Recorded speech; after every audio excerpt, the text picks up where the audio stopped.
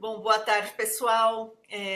Mais uma vez, um prazer estar aqui com todos vocês. Hoje eu estava fazendo as contas de que essa é a última palestra, né, de 2024, das Conversas Neuromusicais, e esse é o nosso 10º ano, né, dessa sessão de extensão, que tem como objetivo divulgar a pesquisa que tem sido feita, né, em áreas de intersecção entre a música e outras disciplinas. E me dei conta de que a palestra de hoje é a 70ª palestra da série. Então, Uau. estamos comemorando aí 70 palestras, desde a nossa primeira palestra, que foi em 2015, e que então, naquela época, eu não tinha certeza nem se haveria um segundo ano de conversas neuromusicais. E cá estamos nós, né, no 10º ano, hoje festejando aqui com a doutora Flávia Santos, a 70ª palestra da nossa série. Então é um prazer enorme estar aqui com vocês, com a Flávia e com todos vocês aqui acompanhando essa conversa de hoje. Vou apresentar rapidamente, né, a doutora Flávia. Ela tem aí um currículo extenso. Eu vou passar por alguns pontos aí da história dela, e para não comer muito, né, do tempo, né, da nossa conversa preciosa aqui com ela, então vou fazer uma coisa bem breve. Mas é um prazer enorme, como eu disse, né, estar aqui com você, Flávia. A doutora Flávia é neurocientista cognitiva, docente na University College London, no Reino Unido. Atualmente é a presidente eleita da Sociedade de Cognição e Aprendizagem Matemática. Foi nomeada membro da Academia Brasileira de Neuropsicologia em 2023 e ocupa a cátedra de Joseph Gerstmann por suas pesquisas com foco no desenvolvimento da numerosidade, descalculia do desenvolvimento e ansiedade matemática e estatística. Além disso, a Flávia é pesquisadora do Geary Institute for Public Policy e membro do Laboratório de Políticas Inclusivas da Unesco. Na Irlanda, foi premiada com a Astra Fellowship, junto ao University College Dublin, onde lidera o Laboratório de Cognição Musical e Matemática. É investigadora principal do projeto Arrhythmos, financiado pelo Irish Research Council, e o projeto Enigma, financiado pela Comissão Europeia Erasmus+. Flávia, deixo a palavra com você, então. Muito obrigada por ter aceitado o nosso convite. É um prazer estar aqui com você. Ai, muito obrigada, Patrícia. A honra é minha, é uma grande alegria. Sempre que tem alguma oportunidade de falar com brasileiros e para brasileiros, é sempre muito especial. Então, muito obrigada pelo convite, também pela introdução tão carinhosa. Só queria avisar a todos vocês que eu estou com um pouco de tosse, então, se vocês encontrarem em algum momento que eu use algo assim, ou água, que não fique estranho, é mais para evitar, né, um acesso de tosse. Bom, eu vou compartilhar os slides e a gente já começa.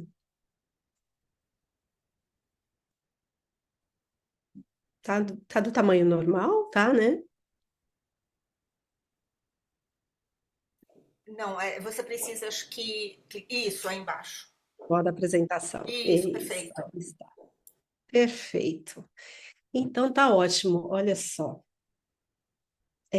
Nós construímos esse título juntas, a Patrícia e eu, porque eu precisei desenvolver uma apresentação. Eu queria trazer coisas atuais e coisas que já têm algum tempo, então eu mesclei os estudos com música e os estudos com jogos digitais, e então é disso que a gente vai falar hoje. Por que não está passando? Ah, ok, talvez seja por aqui. Ah, sim. Tá certo. Então, o que eu organizei foi para falar primeiro, assim, em linhas gerais, quais são os déficits de numeramento. Ah, e outra coisa, eu não tive, infelizmente, eu não pude colocar os slides em português por motivos outros. Então, peço desculpas, mas eu vou falando com vocês e acho que vai ser fácil acompanhar. Então, acho que eu vou falar primeiro dos déficits de numeramento, das dificuldades na matemática, então. Então, apresentar para vocês o que foi o treino musical de numeramento. depois apresentar um outro trabalho feito com outro grupo de crianças, que era um treino não instrumental, um treino musical não instrumental. E, por fim, vou dar um exemplo de uma intervenção digital, dessa vez falando de uma pesquisa realizada. Então, esses estudos até então são todos estudos realizados no Brasil, e o da intervenção digital foi realizado aqui na Irlanda, aqui na Europa. E depois eu vou tecer algumas conclusões sobre essas questões. Então, em primeiro lugar, aprender matemática é fundamental para todos nós. Não existem carreiras em STEM se nós não temos profissionais qualificados, e isso realmente depende das oportunidades para aprender, né? O que muita gente às vezes não tem consciência de que quando uma criança tem dificuldades em matemática, a gente pensa que essa dificuldade é só naquela série, naquele ano, que é uma questão que vai afetar só aquela criança, mas isso tem um impacto de longa duração para o indivíduo e também para a sociedade, porque, como a gente estava falando antes, a gente pode perder profissionais na área de STEM, e essa pessoa em particular vai ter prejuízos econômicos, sociais, psicológicos na idade adulta, muitas vezes dificuldade para gerenciar o próprio dinheiro ou para conseguir uma ocupação que tenha um status maior, um salário mais alto. Isso, então, está associado muitas vezes à depressão, problemas com a autoridade, às vezes até já na época da escola mesmo. Então, isso vai realmente repercutir negativamente na vida do indivíduo.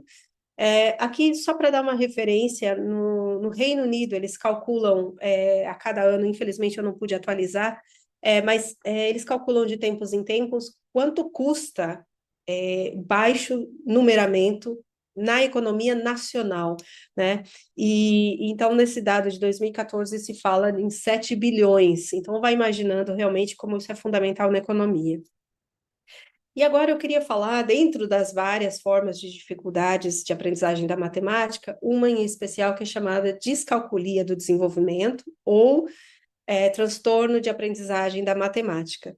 Então, são dificuldades que não estão apenas presentes na aritmética, que é o que todo mundo vê primeiro, o professor, os pais, né? Então, às vezes a criança não reconhece os sinais ou utiliza equivocamente os sinais, não consegue realizar as operações, né? Isso acontece precocemente, então, às vezes, já na pré-escola, a gente pode notar dificuldades com a matemática.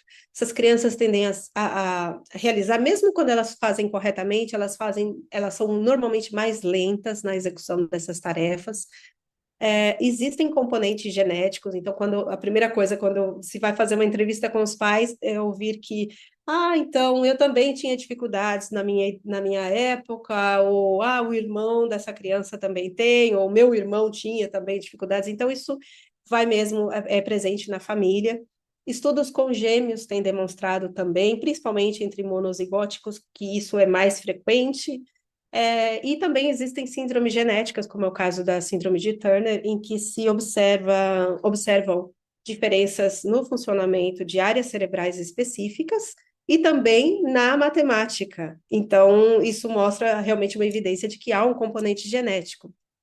Em termos de neuroanatomia, essas crianças não têm lesões cerebrais, mas aparentemente as áreas cerebrais funcionam de uma maneira diferente. Então, dentre as várias áreas, a gente diria que a área parietal, né, que é então uma área um pouco mais posterior, mais para a parte posterior do cérebro, em ambos os lados, essa área faria comunicação com diferentes áreas cerebrais, e essa área seria muito importante para a compreensão de quantidades, percepção de quantidades, entre outros componentes. Ela funciona para outras coisas também, mas de um modo especial para a matemática. E então há essa observação de que nessas crianças haveria esse funcionamento diferente. Algumas dessas crianças vão apresentar também ansiedade matemática, não todas, mas algumas vão apresentar. Então, isso seria um outro componente importante a considerar, porque pense, se uma pessoa fica ansiosa ao realizar matemática, isso faz com que essa pessoa não queira realizar matemática, então ela evita, e ao evitar essas atividades, então pratica menos, aprende menos, né? Então é um fator importante. A outra questão fundamental, quando a gente fala desse transtorno de aprendizagem, a persistência dos sintomas. Isso faz com que haja uma preocupação muito grande com quais são as intervenções que são adequadas. E esse é o tema principal da nossa conversa de hoje, as possíveis intervenções para crianças que têm dificuldades na matemática, com ou sem transtornos na matemática. Bom, aqui eu queria colocar só assim uma referência de quais são as intervenções experimentais, tá certo? Porque não existe um tratamento que a gente fale, olha, padrão ouro, que funciona para absolutamente todas as crianças. Então, existem estudos, pesquisas, né? Então, resultados experimentais que demonstraram efeitos benéficos. Então, aqui eu estou dando alguns exemplos. Então, instruções computadorizadas, o treino musical, que é o que nós vamos enfatizar hoje, avaliação e intervenção neuropsicológica, algumas formas de intervenção pedagógica, e aqui eu tenho que salientar, não é qualquer forma de pedagogia que funciona para uma criança com transtornos de aprendizagem da matemática, e também intervenções que possam reduzir ou minimizar essa ansiedade matemática das crianças. Então, até o momento, a gente tem isso, treino musical, pedagógico, ênfase na ansiedade matemática, as computadorizadas e as neuropsicológicas. Existe uma tentativa de incluir também as técnicas de estimulação transcraniana. Então, em particular, o TRNS hum, é, eu sei falar em inglês, não sei falar, eu nunca traduzi isso. O Randomized Random Noise Stimulation, estimulação transcraniana por ruído aleatório. Desculpe se a tradução tecnicamente não ficou perfeita, mas não importa o nome, o importante é que é um procedimento que faria com que, por meio de correntes elétricas, você poderia estimular áreas cerebrais específicas e, com isso, produzir algum efeito. Nós até estamos realizando um estudo, ainda na Irlanda, mas, por enquanto, a gente ainda não tem resultados conclusivos de que isso possa ser efetivo, até porque existem pouquíssimos estudos nessa área, mas é uma promessa também. Então, agora a gente vai falar da música, finalmente, né? Então, por que, vamos lá, por que música, né? Então, em primeiro lugar, música é fundamental e presente em praticamente todas as culturas. Essa imagem que vocês veem é uma pintura rupestre, no caso de uma região aqui da Espanha, eu estou na Espanha, então por isso estou falando aqui, é uma região da Catalunha, então perto ali de Barcelona, aquela área, eles têm essas pinturas rupestres muito antigas, de 10.000 anos antes de Cristo, e que antes da Era Comum, e que você observa pessoas que aparentemente estão dançando. Então, se elas estão dançando, talvez elas estejam ouvindo música, né? Então, essa é a inferência que os próprios pesquisadores fizeram. Então, ela é presente em várias culturas e ela tem um significado que varia, né? Ela é presente em diferentes contextos da vida dos indivíduos. Mas, de um modo geral, a gente pode dizer que música é uma combinação de melodia, ritmo e harmonia, e que isso, então, também conduz a uma sucessão modulada de sons que se recria e que recria que funciona como uma recreação para os ouvidos, ou seja, que produz prazer, que produz alegria. E por que isso poderia funcionar no caso da matemática? Alguns pesquisadores consideram que a música é também uma forma de linguagem e que, então, teria uma série de normas coordenadas com uma série de elementos básicos. E isso é exatamente o que acontece com a matemática. Embora, quando eu convivo com muitos matemáticos, eles nem todos concordam com a ideia de dizer que a matemática é uma linguagem, mas nesse sentido seria, porque é um sistema com normas e que tem uma série de procedimentos básicos. Então, nesse sentido, as duas têm algo importante em comum. Bom, por que a gente poderia inferir ou supor que a música poderia melhorar a aprendizagem de alguém, né? Então, na neurociência, a gente fala de um conceito muito importante, que é neuroplasticidade, que é qualquer experiência que produz uma mudança no funcionamento do cérebro, que produz uma aprendizagem. Note que a aprendizagem pode ser benéfica ou, às vezes, maléfica. Então, por exemplo, se a pessoa aprende a usar drogas, isso vai produzir neuroplasticidade, mas não benéfica para o indivíduo. Agora, no caso da música, esse é um exemplo bem bacana. Esse estudo de Bungert and Log, eles pediam para as pessoas uma tarefa muito simples, qualquer um de nós aqui hoje poderia executar. Então, eles pediram para crianças, um grupo de adultos que não eram músicos e um grupo de adultos que eram músicos, e todos eles tinham que fazer uma tarefa de discriminação rítmica, simplesmente algo como, por exemplo, assim, distinguir esse som. Não, não é bom esse som, vamos tentar diferente. Não, espera assim, aqui.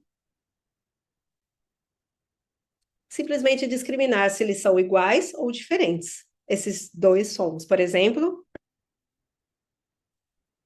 certo? Então, ao fazer essa tarefa, eles observavam quais áreas cerebrais eram ativadas nas pessoas. Então, nas crianças, que neste caso não tinham nenhuma formação musical, elas estavam ouvindo os sons, elas ativavam essas áreas que vocês estão vendo destacadas aqui entre amarelo e vermelho, nos respectivos lobos temporais, esquerdo e direito, mostrando que essas áreas estavam sendo ativadas ao fazer a discriminação dos sons. Essa área é importante para perceber sons. Então, faz muito sentido para nós. No caso dos adultos, a mesma área foi ativada, só que até mais intensamente, como você pode ver nessa outra imagem do centro, onde eu estou usando a seta para circular, mas notem que tem uma ativação aqui atrás, no alto, em ambos os lados. Essa região é o que eu mencionava antes para vocês, que é o lobo parietal. Então, o que os pesquisadores perceberam? Que essas pessoas poderiam não simplesmente comparar igual e diferente, mas elas poderiam estar pensando da seguinte forma: um, dois. Ou seja, elas poderiam estar vendo as quantidades, né, comparando as quantidades de sons ouvidos. E o terceiro grupo em que nós temos aqui, do lado direito, são os músicos. E aí vocês observam que, além das mesmas áreas temporais e parietais, em ambos os hemisférios dos dois lados, essas pessoas ativavam também não consigo usar a seta. O lobo frontal inferior. Então, é uma outra área que também foi ativada, mostrando que a experiência musical pode produzir um funcionamento diferente no cérebro. Então, esse é um mecanismo pelo qual a gente entende que uma estimulação musical poderia, então, produzir aprendizagem nos indivíduos. E aí a gente tem agora novas teorias que suportam e apoiam esse tipo de perspectiva. Então, no caso, a 4E Cognitive Science, ou ciência cognitiva dos 4Es, é claro que a tradução, quando a gente fala em português, não vai rimar com E, mas é mais ou menos isso. Ela é incorporada, porque você vai ter movimentos do seu corpo, vai ter o próprio ritmo que o seu corpo vai percebendo. Ela é implícita, né? Ela é parte do próprio funcionamento da atenção, de outras habilidades. Ela é estendida, porque ela envolve outras, por exemplo, envolve a audição, mas envolve, às vezes, o tato, se está tocando um instrumento musical ou se está batendo palmas. Ela é inativa, porque as pessoas, elas entram num estado emocional, elas sorriem, elas são empáticas, elas se comunicam com outras pessoas. Então, por envolver esses quatro componentes, que no inglês faz mais sentido, embodied, embedded, extended and active, isso faz com que isso construa uma aprendizagem, uma memorização ou um aprendizado que é multimodal, ou seja, é verbal, é visual, é espacial e, ao mesmo tempo, envolvendo diferentes órgãos dos sentidos, tá certo? Então, por isso, envolveria muitos aspectos cognitivos ao mesmo tempo e dessa forma faria com que o indivíduo aprendesse e ficasse, né, aquelas novas conexões, aquelas novas formas de funcionamento do cérebro ficariam mais permanentes. Então, seria uma aprendizagem de longa, assim, de mais persistente. E aí, ainda só para complementar um pouco essa ideia de porque música e matemática, bom, a gente sabe que Pitágoras, em 2.500 anos atrás, ou mais de 2.500 atrás, já falava nas séries harmônicas, né, nos sons, e que, para quem tem algum conhecimento musical, a gente sabe, até mesmo pelas notas musicais, tem muitas frações, tem são frações, né, de as oitavas, e então, dessa forma, você tem essa distribuição desses sons. Outra questão é que há estudos que foram desenvolvidos, estudos longitudinais, que envolviam neuroimagem e outras coisas, e que permitiram mostrar que quanto mais tempo a pessoa tem de experiência musical, de treino musical, por exemplo, isso faria com que haveria um melhor desenvolvimento da memória operacional e também das habilidades matemáticas. Então, já existe evidência nesse sentido. E, por fim, hoje em dia, muitas universidades da área de STEM, né, por exemplo, matemática, física, etc., eles têm colocado um componente de arte, inclusive música, para favorecer a aprendizagem e a compreensão desses mecanismos envolvidos na área de STEM. Bom, então vamos falar um pouco da intervenção musical, né? Então, conceitualmente, treino musical uma atividade de aprendizagem que envolve tanto aspectos cognitivos quanto emocionais. Eu quero chamar a atenção aqui que nós estamos falando de treino musical desenvolvido para pesquisa. Nós não estamos falando, por exemplo, de treino musical, que é aprender a tocar piano, aprender a tocar violão, né? Que aí a gente está falando só de técnica musical, ou puramente de técnica musical. A gente vai envolver componentes de técnica musical, mas tem uma intencionalidade explícita de que é realmente atingir aspectos cognitivos e emocionais. E existem treinos que são instrumentais, que envolvem, de fato, instrumentos musicais, como piano, flauta, guitarra, etc., e os treinos não instrumentais que envolveriam mais sons produzidos por movimentos corporais, por cantar, bater palmas, etc. E por que nós optamos pelo não instrumental? Primeiro, porque nós desenvolvemos o trabalho no Brasil e nós sabemos que nem todas as crianças têm acesso a instrumentos musicais, né? Então, isso já é assim, para que não seja um limitador, nós desenvolvemos um procedimento que não exigia esse recurso, embora ele tenha sido utilizado, mas não exigindo que cada criança tocasse um instrumento. Então, vamos falar do treino musical de numeramento, que é o treino específico desse projeto. Então, nós tínhamos um treino que foi desenvolvido para crianças pré-escolares, e nós também consideramos que era muito importante ter a aprendizagem sem erros. Então, a técnica consiste em todas as atividades serem ensinadas num crescente, do mais fácil para o mais difícil, e só muda o estágio quando a gente percebe que a criança já adquiriu aquele passo anterior. Então, ela vai num scaffolding, né? Vai aumentando uma escadinha ali de habilidades adquiridas. E aí você evita erros de procedimento, porque a gente vai repetindo até a criança aprender. Outra questão que nós consideramos importante é que fosse feita em grupo, e isso é algo que eu tenho defendido sempre em todos os tipos de intervenção que eu proponho, porque a atividade em grupo, ela tem um componente de empatia, ela tem um componente de cooperação, de comunicação e de coordenação que é fundamental para a criança, né? Aprender sozinha é possível, tem benefícios, mas a criança, quando ela aprende com outros, ela tem outros ganhos além do conteúdo específico. Bom, então nesse estudo nós avaliamos 57 crianças brasileiras pré-escolares, todas de 5 anos, de ambos os sexos. Eram crianças da cidade de Bauru, em São Paulo. Todas essas crianças vinham de um nível socioeconômico. Aqui é importante dizer, embora a gente diz nível socioeconômico médio, a gente sabe que nível socioeconômico médio foi baseado na escala BEP, então assim, né, não necessariamente tão rigoroso, e nenhuma delas tinha formação musical. O estudo já está aí publicado, vocês veem até a citação, mas o que eu acho que é importante é mais a figura, porque como vocês veem, nós colocamos os quadradinhos preto e cinza para representar os dois grupos, o grupo experimental, que realizou a intervenção do treino musical, e o grupo controle, que continuou tendo as aulas na escola da maneira tradicional. Então, a gente tem uma avaliação antes do treino, a realização do treino, ou o tempo que passou por o grupo que não realizou o treino, e após o treino, uma segunda avaliação para poder comparar justamente se houve efeito ou não.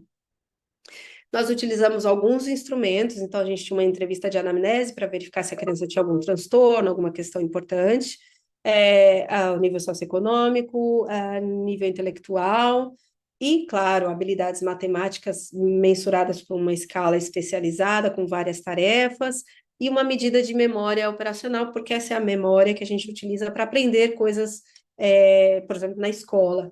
Nesse exato momento que vocês estão me ouvindo, vocês estão usando essa memória que ajuda a fixar o que eu estou falando, a organizar o que eu estou falando em tempo real, de forma dinâmica. Então, nós medimos isso nas crianças.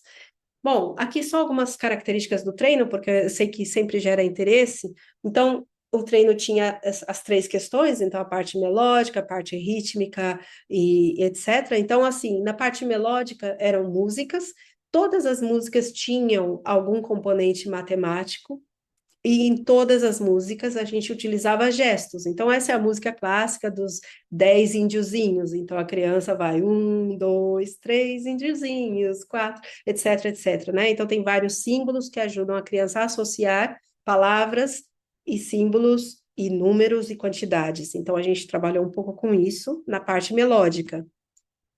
Na parte de tono, nós trabalhamos com imagens para tentar desenvolver essa experiência. Então, por exemplo, a gente começou com sons de animais, então os passarinhos eram sons agudos, já o leão, som grave, então, uau, né? Então a gente trabalhava essas questões com as crianças, mostrando vários animais, tentando ver se eles conseguiam imaginar quem estaria no agudo, quem estaria no grave. Depois a gente começou a trabalhar então com esses vários animais e por fim a gente já tinha uma escala ou uma escada. Então a gente conseguia trabalhar com eles essa oscilação, né, os vários níveis do mais agudo para o mais grave, do mais grave para o mais agudo. Então, a gente foi brincando um pouco com essas coisas. E na parte de ritmo, a gente usou muito palmas, ou às vezes batendo os pés, dependendo da tarefa. Então, assim, cada aula era uma tarefa diferente, para não ser entediante. E essas crianças tinham, por exemplo, que trabalhar com as sílabas. Então, elas olhavam a imagem do sol e a gente perguntava para a criança quantas palmas a gente dá para o sol, porque é só um som, certo? Então, uma. Aí, logo, a pera. Quantos sons tem a pera? Quantas palmas a gente bate para a pera? E aí, vocês podem observar que esses pontinhos e o sinal de igual e o número na forma arábica, isso aparecia somente depois de as crianças darem a resposta delas. E é bem interessante dizer que a gente tinha pré-escolares e que eles conseguiam, então, perceber que a palavra maçã, aqui no caso, a gente fez o treino também na Espanha, e nesse caso aqui, na Espanha, então era manzana, então são 3 sílabas, então por isso aparecia o número 3. E aqui, borboleta, para nós até teria mais sílabas, e aqui no caso tinha 4 sílabas em espanhol. Bom, então eram 8 sessões de aproximadamente 45 minutos, e nós tínhamos essas 8 sessões divididas em 4 temas. Então, nós trabalhamos na sessão 1 e 5 o tema cardinal, na sessão 2 e 6 o tema verbal, sessões 3 e 7 o sistema simbólico, então, por exemplo, a forma arábica dos números, e na sessão 4 nós trabalhamos o sistema ordinal, que é mesmo compreender a posição do número em termos de quantidade. Então, por exemplo, se o número 3 é mais do que 2 ou menos do que 2, por exemplo. Então, em cada sessão, nas 8 sessões, nós tínhamos tarefas melódicas, rítmicas e de tono, em cada uma delas. Nas 4 primeiras sessões eram só movimentos feitos com o próprio corpo ou com a voz, e nas 4 últimas sessões nós acrescentamos o som de instrumentos musicais. Em alguns momentos os sons eram gravados, em outros eram sons em tempo real, por exemplo, um violão ou uma flauta que era tocada pelo professor de música. Acho que é bem importante dizer, em todos os nossos trabalhos com música, sempre é uma questão de princípio para mim, sempre tem um músico envolvido, e no caso era um professor de música que realizava essas tarefas. E aqui a gente mostra rapidamente já resultados, então vocês podem comparar o preto para o cinza, então é o pré, o preto é o grupo controle e o cinza é o grupo experimental. Você percebe que no pré-treino, são as barras da esquerda, não há grandes diferenças entre eles, mas a gente percebe que há uma diferença do grupo experimental preto, então note o aumento de pontos nessa tarefa de contagem, e aqui, no caso, é uma tarefa de adição e subtração também. O grupo experimental teve um aumento do pré para o pós-treino, melhorando essas habilidades. E algo que não era esperado, mas foi observado, foi encontrado, então um achado bem interessante é que também houve uma melhora na memória dessas crianças. Elas, de fato, do pré para o pós-treino, elas tinham um melhor desempenho na tarefa de memória. Aqui é um outro trabalho de uma outra pessoa muito querida também, a Fabiana Ribeiro. Eu não disse o nome, perdoe.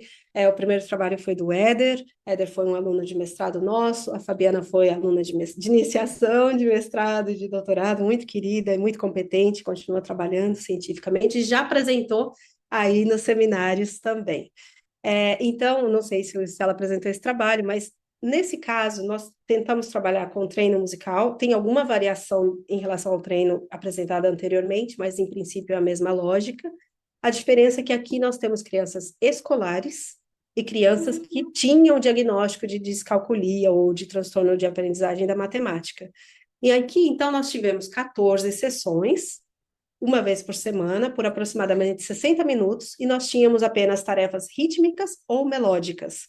E nesse caso, eu também não vou entrar em detalhes de cada tarefa, mas acho que o que é importante para vocês perceberem é que, assim, do lado esquerdo é o grupo controle e do lado direito é o grupo experimental, então as crianças com descalculia estão aqui do lado direito. As barras clarinhas representam pré e as barras em preto representam pós. E em cada um desses lugares que vocês veem os asteriscos, quer dizer que houve melhora das crianças após o treino musical. E aí, o que é interessante para a gente aqui, por exemplo, que nós fizemos uma análise estatística diferente, nós fizemos cluster analysis. Então, essa estatística é como se, assim, nós sabíamos quem era o grupo controle e nós sabíamos quem era o grupo experimental, porque nós tínhamos entrevistado os pais e as crianças. Mas, nesse caso, nós utilizamos um procedimento estatístico, perdoe o ruído, nós utilizamos um procedimento estatístico que é o próprio computador que distribui as crianças em função de características parecidas. Então, não sou eu, pesquisadora, e nem o familiar que me informou, é o computador que vai distribuir as crianças. E aí, o computador dizia para mim que havia 26 controles e 20 experimentais, dois grupos distintos, e de fato os números batiam. Quando nós fizemos o pós-intervenção, nós fizemos de novo o cluster analysis. E dessa vez, o cluster disse para a gente assim, olha, nesse grupo desse lado tem 34 crianças, e nesse grupo aqui tem só 12. O que isso significa? Que as crianças que estavam com descalculia melhoraram o desempenho ao ponto de que o próprio computador já não reconheceu que elas fizessem parte daquele outro grupo, e sim que elas fossem parte do grupo controle. Então, foi um trabalho muito bonito, incluindo esse aspecto estatístico, para demonstrar o efeito do treino musical. Aqui, só para salientar, uma tarefa bem importante, essa é uma tarefa clássica de posicionamento numa linha numérica. Então, a gente pede para a criança encontrar, por exemplo, o número 32 e fazer uma marquinha onde estaria o 32. E as crianças melhoraram, as crianças com descalculia, em particular, melhoraram nessa tarefa, que é muito difícil da gente ver melhora nas crianças com descalculia. Então, foi um resultado muito importante. Aqui é um outro paper do mesmo estudo, porque nós fizemos o pré-teste, o pós-teste, e depois nós fizemos o follow-up, ou seja, nós, 2 meses mais tarde, reavaliamos as crianças para verificar se o efeito continuava. Porque muitas vezes a gente cria intervenções que funcionam, mas a gente não sabe por quanto tempo elas funcionam e não sabe, principalmente, se esse efeito é, então, no caso, persistente. É exatamente isso que o estudo tenta mostrar. Então, aqui é o que a gente estava explicando para vocês. Teve a avaliação inicial, as primeiras sessões de treino musical, as rítmicas ou melódicas, uma avaliação no meio, as outras sessões rítmicas ou melódicas, o pós-teste, 2 meses sem nenhum tipo de atividade musical e o follow-up.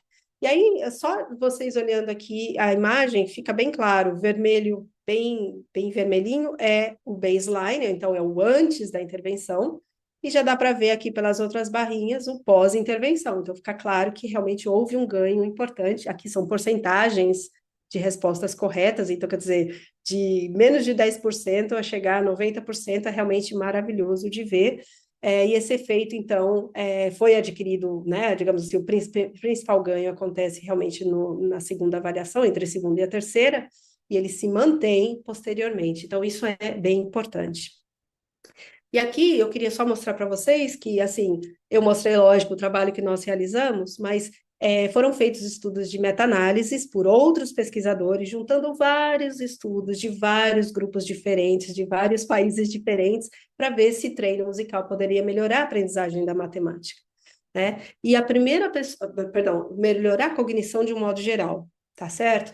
E a primeira pessoa que escreveu uma meta-análise foram esses dois pesquisadores, Sala e Gobet. Esses dois pesquisadores disseram que, infelizmente, treino musical na cognição tem efeito nulo, não funciona para nada. Só que nós, que somos pesquisadores da música, começamos a ler o trabalho e eu posso dizer para vocês que, do ponto de vista estatístico, foi feito de maneira impecável, muito bem feito. Mas a forma como os treinos foram incluídos ou excluídos da pesquisa é que foi problemática, porque realmente você tem que ter formação musical para entender quais são os treinos que podem ser colocados juntos ou separados. Por exemplo, se é só cantar, por exemplo, se é tocar um instrumento musical, número de sessões, etc. Então, outros pesquisadores, no caso aqui, vocês podem ver Bingham e Tillman, aqui Roman Caballero, e eles fizeram outras revisões sistemáticas, inclusive incluindo os mesmos artigos, e chegaram à conclusão que sim, que existe um efeito, não é um efeito gigantesco, mas o efeito está aqui, olha, a linha tracejada é o zero, ou seja, a média, e inclinando para a direita, você tem o losango azul aqui indicando que há um aumento de desempenho para aqueles que realizaram o treino em comparação aos que não realizaram. E aí, o Stanislas Dehaene, que é um dos pesquisadores mais respeitáveis nessa área da cognição matemática, disse claramente: essa visão de Sala e Gobet está debunked, foi debancada. Então, tem pelo menos três revisões sistemáticas demonstrando que treino musical funciona. E eu queria só ser assim, até ser simpática com Sala e Gobet, porque eles escreveram no paper deles assim, olha, realmente essas técnicas aparentemente são inefetivas, e eles colocam lá, com exceção, e até tiro essa partinha em verde aqui, eles citam justamente o nosso trabalho, falando, olha, com exceção de aparentemente aritmética e notação musical, em que parece que realmente o treino musical pode melhorar habilidades aritméticas. Então, confirmando que ele viu o nosso efeito e confirmou que o nosso efeito foi robusto ali. Bom, era isso que eu queria falar de música. E agora eu vou saltar para o outro tópico, que é de intervenções digitais. Por que eu quero fazer isso? Porque esse trabalho eu tive o privilégio de apresentar nesse mês ainda, algumas semanas atrás, na Índia, justamente a convite da Unesco. Então, eu acho que é importante, embora não seja um trabalho musical, mas acho que é importante mostrar que existem outras intervenções que também podem contribuir para a aprendizagem das crianças. Então, a primeira coisa, quando a gente fala de intervenção digital, de joguinhos, será que joguinhos funcionam, né? Então, assim, se isso funciona para qualquer criança, se isso requer um tutor, se isso vai ser algo que ajuda os professores ou simplesmente mais uma sobrecarga para os professores, se as escolas estão preparadas para implementar, se os pais podem ajudar essas crianças na aprendizagem em casa. Então, aqui eu coloco para vocês uma lista de instrumentos, de jogos digitais que já foram testados para crianças e que funcionam, que realmente melhoram habilidades matemáticas. Por exemplo, habilidades numéricas básicas, subtização, aquela tarefa da linha numérica que eu mostrei para vocês, e aritmética pura e dura. Então, esses estudos foram realmente testados por cientistas. Mas, infelizmente, existem vários estudos que nunca foram testados, certo? Agora, por que eles funcionam? Porque eles têm instrução direta, é de fato focada na aritmética, porque isso é fato, você não vai melhorar a aritmética se você não ensinar ou não estimular a aritmética. As intervenções eram curtas, as crianças, quando elas têm que ficar mais de 3 meses realizando a mesma tarefa, isso já se torna entediante, então não é benéfico.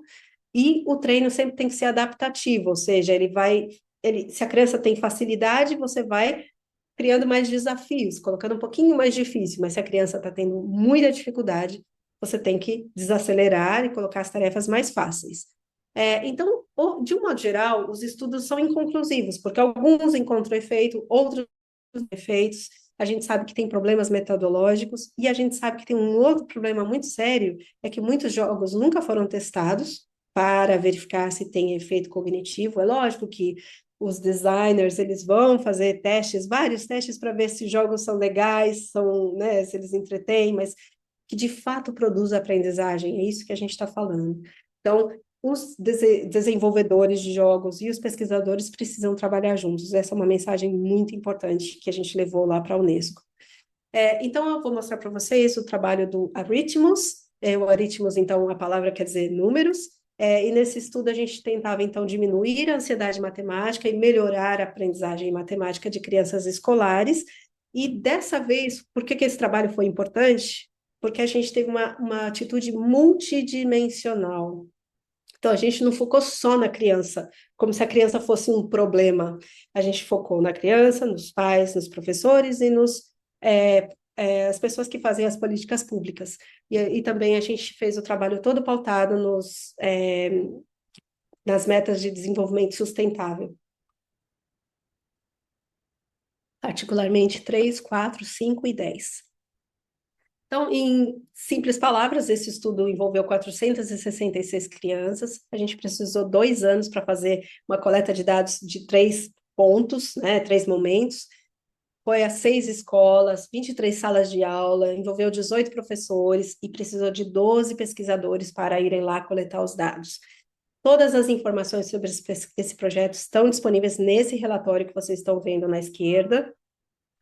E os principais produtos do projeto, e eu já falo agora, porque eu não vou explicar cada um deles, que a gente criou um cartoon para as crianças, que eu vou tentar mostrar para vocês, se não funcionar, depois a gente manda o link.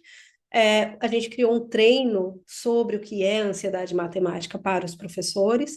A gente fez a pesquisa de campo nas escolas, então avaliou crianças em 3 momentos. A gente fez outras atividades de disseminação de conhecimentos para a população em geral, além de artigos científicos, e também escrevemos artigos de políticas públicas. Então, agora vamos ver se vai funcionar. Se não funcionar, eu salto, porque a gente tem um tempo limitado.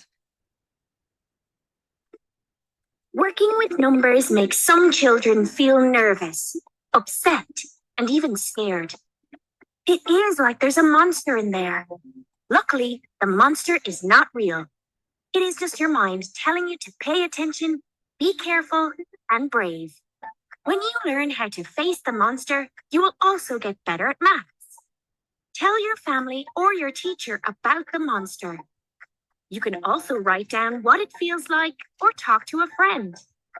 If it appears when no one else is around, during homework or in the classroom, take deep breaths, think of something you're good at, and then go back to your maths exercises. The more you face your monster, the smaller it will get, until even if it does appear, you won't be scared anymore. Math makes everything we do better. Scientists use it to discover new things, and astronauts use it to learn about planets and stars. But other people also use maths in everyday life. Builders use it to build houses. Bus drivers use it to make sure they arrive on time. Doctors use it to prescribe medicine. Chefs use it to plan meals. Athletes use it to train. And musicians use it to write songs. These people were once kids like you. Some had monsters around while doing maths, but they tamed their monster to learn the maths. And guess what? You can too. Isso. Então, o que eu queria dizer para vocês, assim, se puder realmente dar um like, porque tem muitos vídeos por aí que não foram baseados em evidência, então é importante a gente mostrar para as crianças aquilo que é realmente assertivo, né? E aqui, passando para o próximo.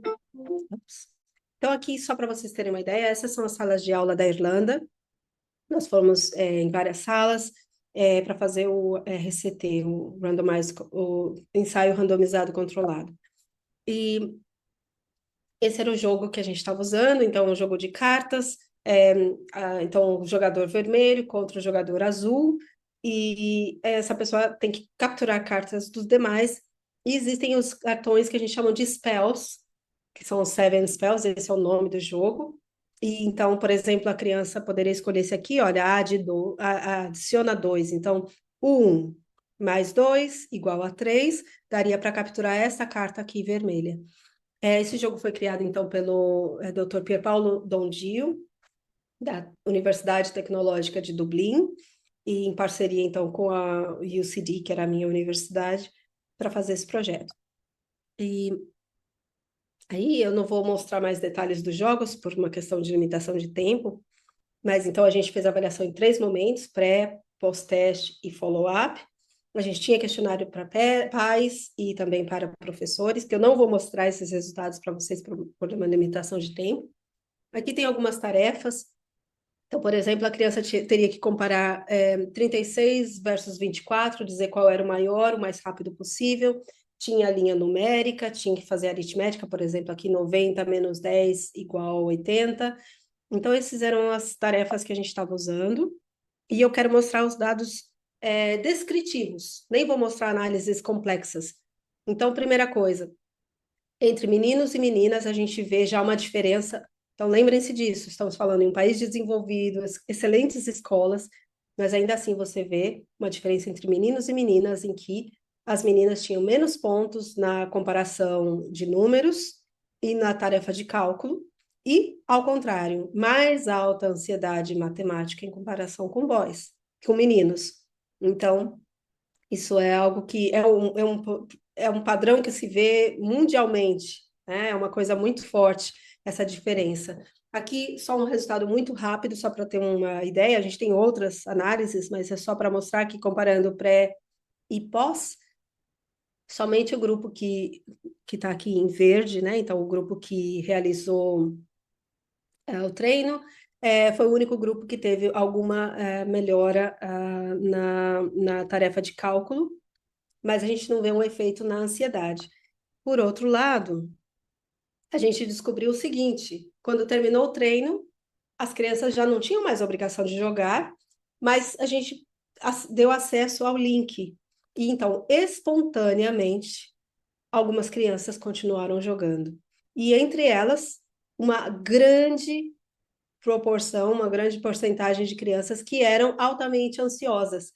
Então, a gente concluiu que o jogo ajuda a controlar o comportamento de evitar, né, de esquiva da matemática. Então, essas crianças, apesar de toda a ansiedade, elas estavam jogando e treinando, então, praticando matemática espontaneamente. Aqui tem vários resultados da pesquisa, que eu não vou entrar em detalhes, eu posso comentar se houver alguma pergunta. Essas são as pessoas do time, né, que colaboraram, principalmente aqui está o Dr. Pierpaolo Dondio e os outros pesquisadores. A Mariana é uma brasileira da Universidade da TUD, e a Malu é outra brasileira que estava, então, na UCD trabalhando comigo. E, então, a gente teve várias pessoas, alguém aqui também da Unifesp, para minha alegria. Aqui, só para mencionar, a gente tem agora esse projeto Enigma, que é financiado pela União Europeia, no qual a gente, dessa vez, está focando nos professores para poder criar um curso que explica como são os jogos digitais, para que eles possam escolher de maneira mais assertiva quais são os jogos adequados para as crianças para uso em sala de aula, e também para para os developers, né, para as pessoas que desenvolvem jogos. A gente está propondo alguns critérios para que eles possam pensar nas questões cognitivas quando eles estão desenvolvendo jogos, em vez de pensar somente na parte de entretenimento desses jogos. Era isso que eu queria apresentar. Eu fico à disposição para responder perguntas. Muito obrigada. E muito obrigada de novo pelo convite, Patrícia. Obrigada, Flávia. Obrigada pela apresentação. Muito bacana seu trabalho. Eu vou deixar então as pessoas se manifestarem aqui. Se alguém tiver perguntas, fiquem à vontade para dirigi-las diretamente à Flávia, se quiserem abrir microfone, ou enviar aqui pelo chat, como preferirem. Por enquanto eu não vejo nenhuma aqui no chat. Alguém? Paulo? Posso fazer uma pergunta? Claro. Flávia, muito, muito obrigado pela lecture, pela palestra. É, eu fiquei bastante curioso com relação a quais tarefas musicais se mostraram assim, mais efetivas na melhoria do numeramento, Hum. da matemática. A gente não tem, a gente não tem essa diferenciação, Paulo, porque a gente mediu realmente o conjunto das avaliações, né? O que nós Hum, percebemos. Então, assim, por exemplo, no estudo da Fabiana, que tinha só melódicas e rítmicas, a gente sabia que o estudo foi cruzado. Então, metade do grupo começou pelas rítmicas e terminou com as melódicas, e o outro grupo fez o contrário, né? Então, a gente tá. sabia qual foi a primeira tarefa. O que eu posso dizer é que a gente teve um efeito assim de as primeiras 7 sessões foram mais efetivas do que as demais. Então, o que a gente pode perceber é aquilo que já se conhece de intervenção de um modo geral, que quanto mais curta, melhor, porque você tem um maior engajamento dos participantes, mas não que houvesse um efeito de que ser rítmica fosse melhor do que ser melódica. Então, foi essa a nossa percepção naquele estudo da Fabiana. E no estudo do Éder, nós não fizemos separação. Em todas as sessões tinham as 3 coisas. As três coisas. Muito bom. Perfeito, É isso. perfeito. Obrigadão. Eu agradeço. Alguma pergunta, pessoal? Bom, enquanto ninguém se manifesta, eu tenho. Sim. Tenho duas, na verdade. A primeira, eu fiquei curiosa com relação àquele resultado que você mostrou sobre a ansiedade matemática maior em meninas. Sim. Você tem alguma hipótese ou alguma evidência, algum dado que possa explicar esse achado? Bom, esse é um achado mundial, quase que assim, quase todas as amostras que você fizer, isso se replica. São raros os estudos em que isso não se replica.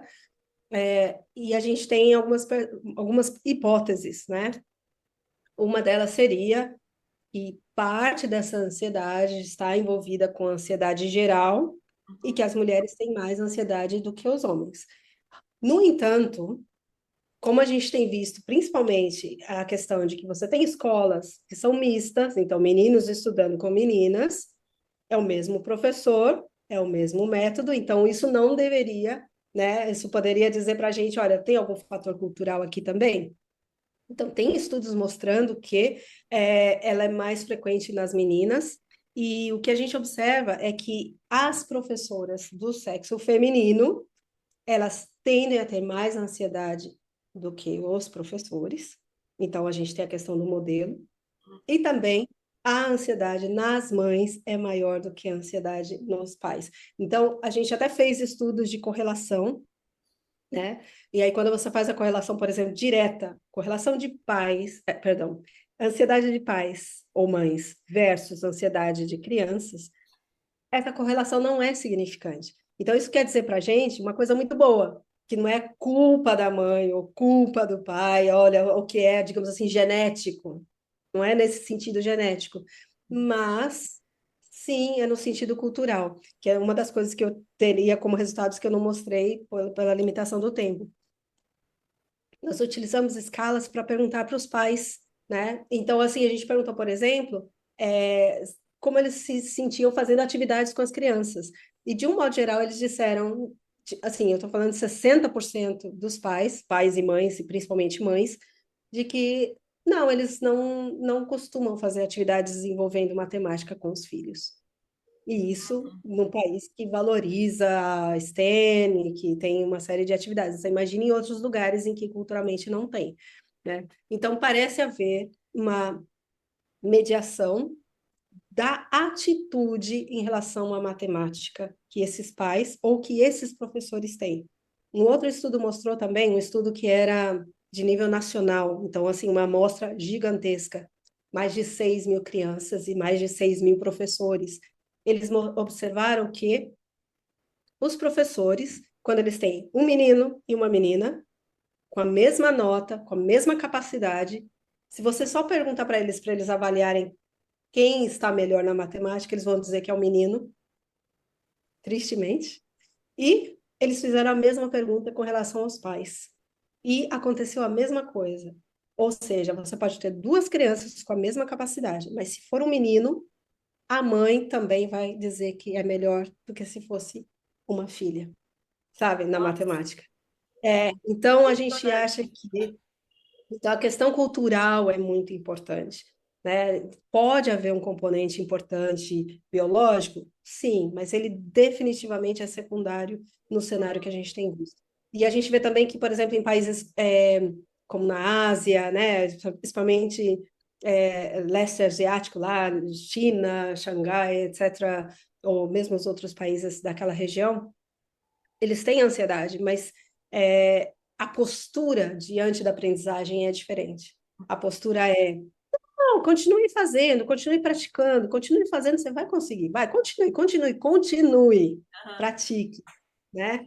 E a gente tem, inclusive, até foi feito um estudo de uma outra pessoa que mostrava que uma criança, por exemplo, dos Estados Unidos, tende a desistir, sei lá, tentou uma vez, não conseguiu, na segunda já está desistindo, sabe? Porque, não sei fazer isso, não consigo. E tem uma certa tolerância também familiar a que não consiga. Aliás, a gente sabe que culturalmente tem gente que até se orgulha de dizer, eu sou ruim em matemática, eu colava na matemática, eu não sei, tenho um emprego hoje.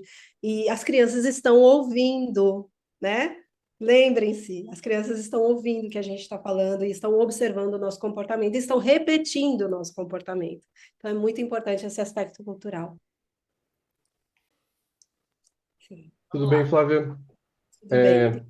Obrigado pela apresentação. Eu fiquei curioso, né, porque você tem os trabalhos aí com a cognição musical também, sobre esse treinamento musical não instrumental.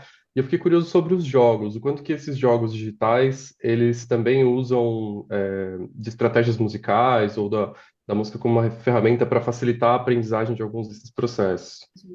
É, em Beleza. geral, em geral, os jogos, eles não necessariamente utilizam música, ou eles utilizam música simplesmente para marcar o tempo da tarefa, para dizer, olha, acabou o seu tempo, né?